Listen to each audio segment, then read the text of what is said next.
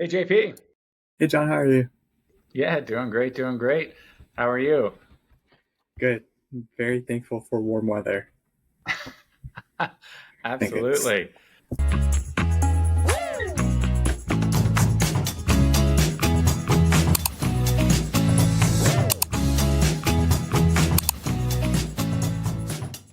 So, yeah, today we are talking about retaking, right? So, yes. if you've taken the test already and you're looking to give it another go, we'll have a bunch of great information for you today. So, why don't you give us a little bit of background on why people might be considering retaking in the first place? Yeah. So I think this is something that comes up a lot, in working with students or looking at forums or it's something that um, time and time again gets brought up. And I think there is a lot of utility in breaking this down and seeing, um, what can we get out of this and how do we make a good informed decision. So I think first thing I'll say to start off is I think oftentimes there is a disconnect between actual performance and um, what we perceive, was the case. So I know for myself and for those I studied with, afterwards it's, oh my gosh, terrible. I'm not really sure what happened, but a lot of times it's the nerves, right? And um, so there is an immediate impulse, or, maybe should I cancel? It's like, well, let's see what it is first. So Yeah. um, I think the main thing I want to talk about today is all the factors and what can we do better should we want to take it again, and all these things to consider. So it's not as a scary a process. It's informed. We've gone in, we've seen how it's like. What do we do now? Yeah, and if you are taking it for the first time, probably score preview is a good idea to get so that you don't have to um, think about just blindly canceling and making sure that Yeah, um, what that score was, so you can make an informed decision. Because I remember when I got uh, my 178, I was like, this could be a perfect 180, or this could be a 150. Like yeah. I walked The out of that, nerves. it's like it was just a blur. I have no idea. Like I went in and it was just like everything seemed, um, I remember skipping so many questions and coming back Same. to them, and Yeah, like they were obviously easy questions. So just yeah. like I was having a hard time getting like connected into the section. So that can certainly happen, and it happens to the best of us for sure. Um, I guess as far as retaking, what we say are some of the most common instances where you would suggest a retake before we get into some of the strategy on if you are retaking, what to do. Mhm. So I think one thing I like to tell people is, um, schools are going to look at your highest score. So if you don't think you put your best foot forward, or you want to spend more time, then you know take take it again. It's perfectly fine. Um, I would say it kind of depends on what bucket you're in, but should you um, it depends on what bucket you're in terms of what you want and also where you are in the timeline, right? So I guess taking a step back, one thing that I've heard thrown around and I think is actually quite good advice is um, scheduling these back to back.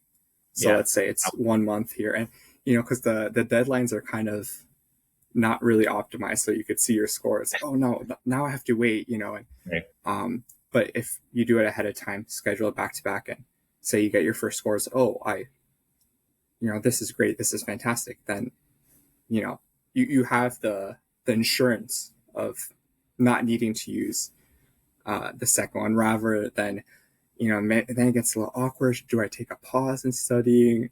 I think that back to back is good. So you don't know what you got. You're waiting on score release, etc. You keep studying, and then once you see, you can go from there. But you have the option to Yeah. still be in the groove and take it. And always remember, like, don't let the $200 throw Yeah, you off the cost yeah, of registration, right? You're going to be paying a lot 50, more. 60, seventy Yeah, thousand dollars a year for 3 years, and that's just tuition. A lot of people are like, the total cost ends up being six figures per year. yeah. Two I was hundred saying so. dollars to secure what could be multi 5-figure, sometimes even 6-figure scholarship by getting that second take. And even just it takes the pressure off the first take too. You're Yeah. like, oh, I'm going to take it again in a month. Yeah. Kind of lets you relax and take a breath Yeah. too. And then that helps perform better Yeah. as well. So $200, I know it's not nothing, but in the grand scheme of what you're doing, keep that amount in context of hundreds of thousands of dollars Yeah. that are coming down the pipeline later. And if you can't afford it, LSAC does have their fee waiver program that allow you to take those tests for free. So like there's things in place. You should be able to pull it off.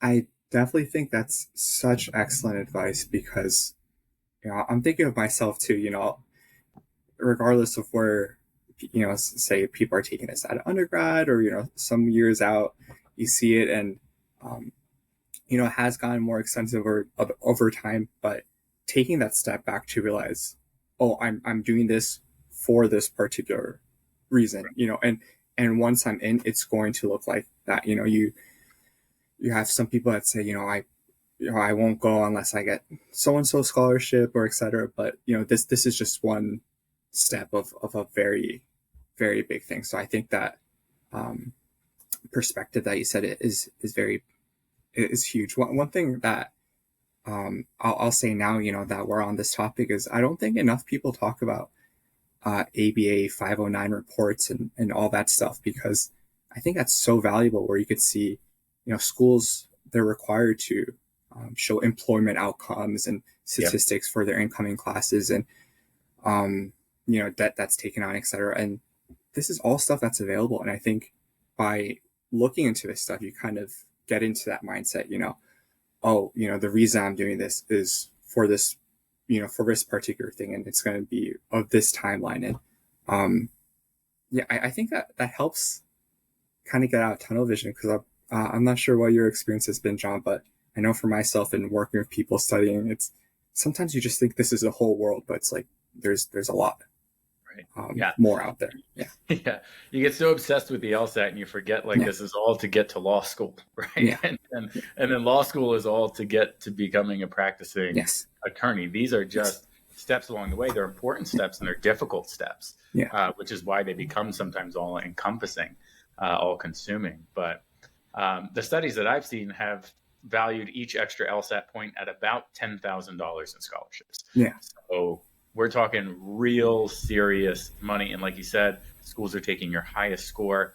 So I've got a few buckets of people who I think should at least consider retaking. Yeah. So if you've gone up less than 10 points from your initial diagnostic, you might want to consider retaking. I think there's a lot more potential left in the tank. You can probably get 15, 20 plus points if you do the right stuff. Even with just solid self-study, you should be able to get to 10 points plus, push it to 15. So yeah, if you haven't seen a huge increase from your initial diagnostic, if test A just was well below your PT average, that's a really good reason to go back and get after it again. Maybe the nerves got the better of you, and scheduling it back to back too. That means there's only 1 month in between. So that experience is really fresh. And then now you're going in and you're calm and you're ready. Usually we see really good results as far as like anxiety being reduced on that second take. It can happen pretty close in proximity. Yeah, I think, those are excellent points. One thing I want to say real quick is, everyone's coming, for different stories, different perspectives. But that first point, I think that you brought up, deserves, reiteration, where I've seen some people where they're like, oh, I got this, I'm fine. But sometimes that little nudge, right, where it's like, oh, hey, this is, you could be a much more competitive applicant, or, you can garner some more scholarships considerations, and talking to people. I guess this is further down the line stuff, but then, say you apply to schools, that are competing for applicants, and one school offers, you got a higher score, and then you can use that as leverage, right? It's just very, very valuable. So I think it is important to realize, hey, have I, honestly speaking, have I done, could I go a little bit further, granted the effort that's required versus the value, right? So I think that does merit some consideration. And that second bucket that you said, I think is also very important because we do want to put our best foot forward. Yeah, and then even my third bucket is just anybody who thinks they could get a few extra points. Even if you think you could, if you've only studied for 2 months, you can get more points. Another 2 months is going to get you. It may not get you the same as the first 2 months, but it'll get you a few. And every point being so important on your admissions and your scholarship offers. It's certainly worth going for. And there's very few other times in life that you're going to find the amount of effort you put into the amount that you get out of it being this skewed in your favor. If you put in 6 months of work, it can make you, $150,000 in scholarships. It can increase your earning potential by $1 million over your lifetime. Like that's 6 months that you're like getting an immediate 6-figure return. And then over the rest of your life, you're getting a 7-figure return. Like, go find me something else where you can do that. It's very rare. There's few moments in life where you can do stuff like that. So it's important to really take advantage of them while you can. And I think another thing is exactly like you said, it happens to everyone, the nervousness or unfamiliarity with, maybe you've worked with their software and everything, but sometimes things just happen. So and as best as we try to prepare, sometimes giving it that second go, like you said, in the third bucket where it's like, I did work really hard, granted how it is in the admissions timeline, etc., one's own schedule. It's like, I can give it another go while I'm already still kind of in the mindset, let me try to give it another go. I think is definitely worthwhile, like you said.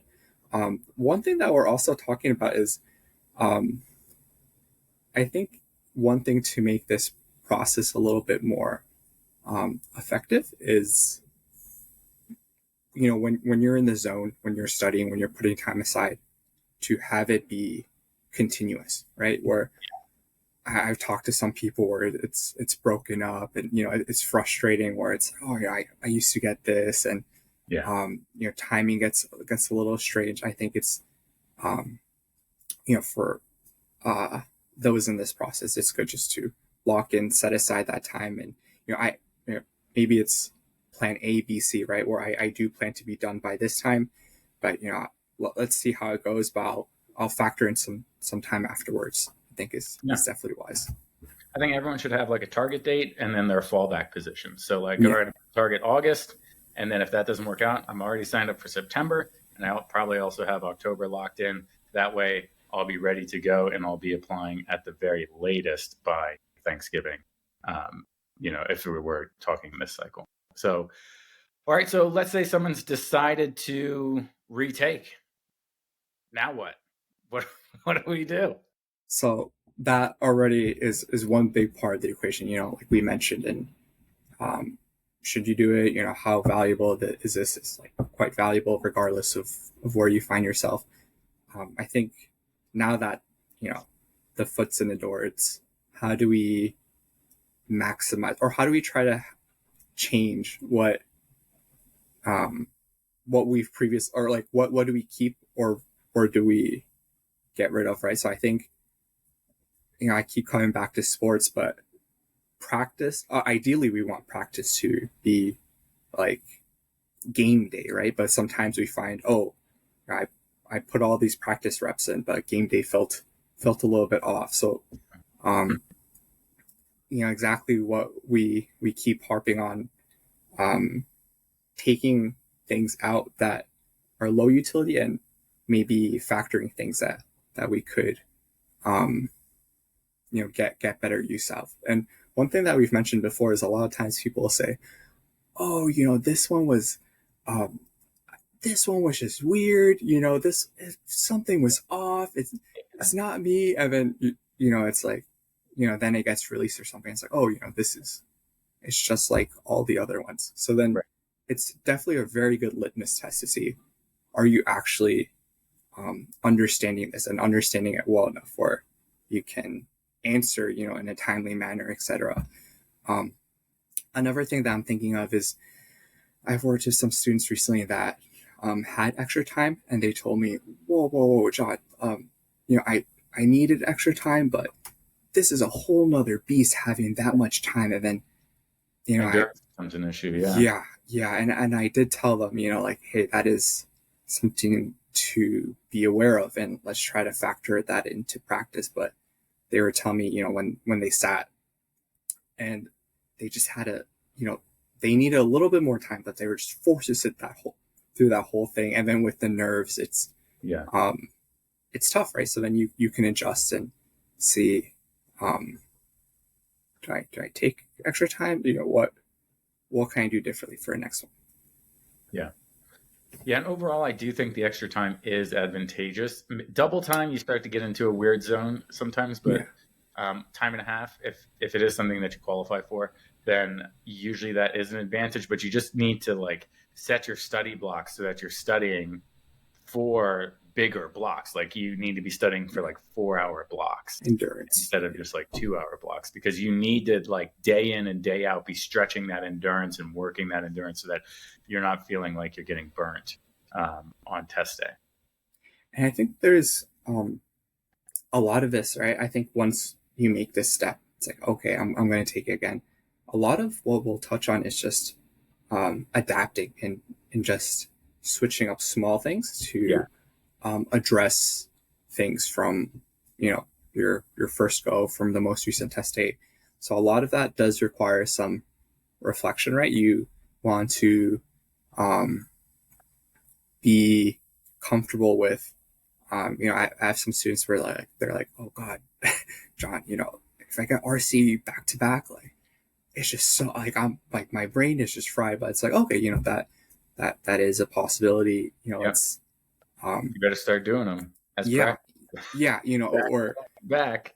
yeah, it's just there's going to be things that are not within our control, but the things that are in our control, oh, I don't like RC back to back, like, oh gosh, or like maybe like I get the hardest RC passage, like it just throws me off my mojo. Like let's um, prepare accordingly, right? And not be let's uh, maybe get burned during practice so we can make the second go a little bit better.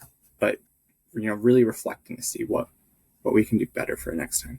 Yeah, and really leaning in. That's a good kind of test to figure out where you should spend some time. Whatever you hate doing, Yeah, you should do yeah, that. If you're like, whatever you hope you don't get on test day, go do that, right? And do more of that than they can than it's possible for them to give you on test day. So if you're worried about 2 reading comps back to back, start practicing 3 reading comps back to back to back. yeah, Then if you yeah, get through, it's just like, oh, like I was lifting 3, I could lift 2. yeah, Like yeah, that's all right.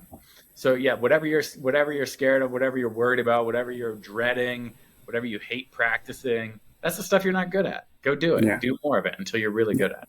yeah. One question I wanted to ask you, John, is something I would read, or just within this topic comes people asking. So I want to get your opinion of Sure. what's your take, or working with students. I'll have students ask me, oh, should I work backwards, or as in like, okay, I'm going to take it on this date, and then everything has to be ready by that date, or do you usually have students make a base and then set a test date? Yeah. I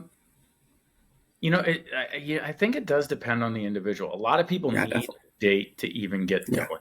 Like yeah, some yeah, people yeah. can't get themselves moving unless Yeah, they have a date, and then they work backwards and like, oh shoot, I got to start on this day because I know I got to then uh, get to there. Other people do like to kind of get some foundational stuff moving and then see how things are progressing. It depends how much time you have too, that's true. right? Yeah, If you've got 6 months, you probably better set a date and work backwards and just get to work and like figure out what you're doing. If you've got a year and a half, maybe you can start, with the exam now and see how things are feeling in 6 months, making your adjustments, maybe thinking about switching things up or getting some extra help at that point, and then kind of thinking like, all right, because sometimes people will say, like, I want to set the date once I know that I'm ready or that I will yeah, be. Um, you should probably set it before you're ready, because yeah, that extra timeline is helpful for most people to kind of push them, because this is harder than most people anticipate it's going to be. Yeah. So you have to use a few little psychological tricks to help yourself. And Yeah. one of those is setting a deadline, and then working towards that. I mean, I've had students who have been prepping for this test for 7 years. It's Yeah. like you could have gone to law school a couple of times between now Yeah. and then, and, and gotten, so like there's certain personality types that you do have to take into account. But I would say get a test date that you're at least targeting. Yeah.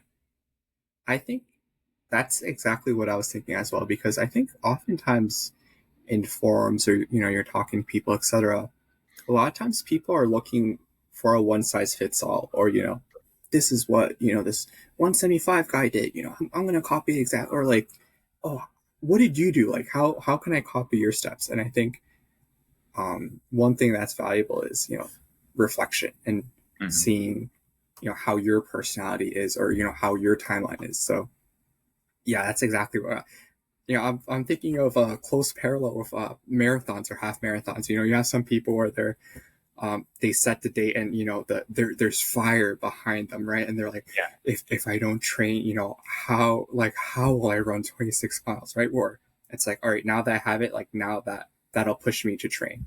And then you have some other people where they're like, oh, I would have trained regardless, but now that I have this thing, I'm not really ready for it. I don't really need that fire. I have that fire. I need to build a foundation. So I think that reflection in how you operate and what drives you will help answer this question. And that kind of reflection will be good as you adjust for, another retake.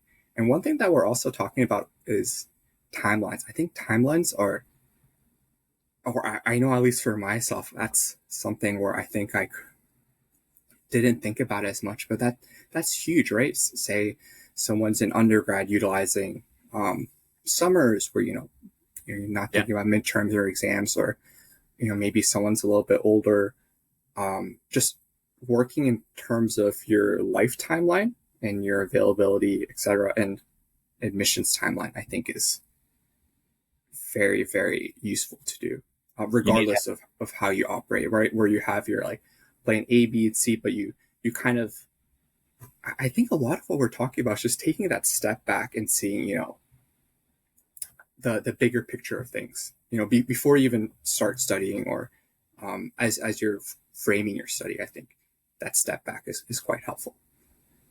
Yeah. And that's why I really like that idea of like a target date, is because you're not saying like, I'm taking the test in June. It's like I'm going to target June. If I need to push it back to August, I will. If I'm, if you're, and it's kind of far out, you may say, if I'm ready by April, I might sign up for the April test and take that. But like my rough target's June. And then as you're progressing, you're kind of you're taking that step back and you're reassessing like, all right, where am I in regards to this target that I set?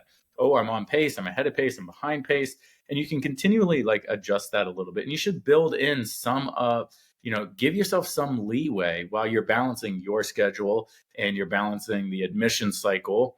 And so, don't start studying in June or July and say you're going to take it in August, and, end up taking it, pushing it all the way till November, or like maybe And something you have happens to in January. write. Yeah.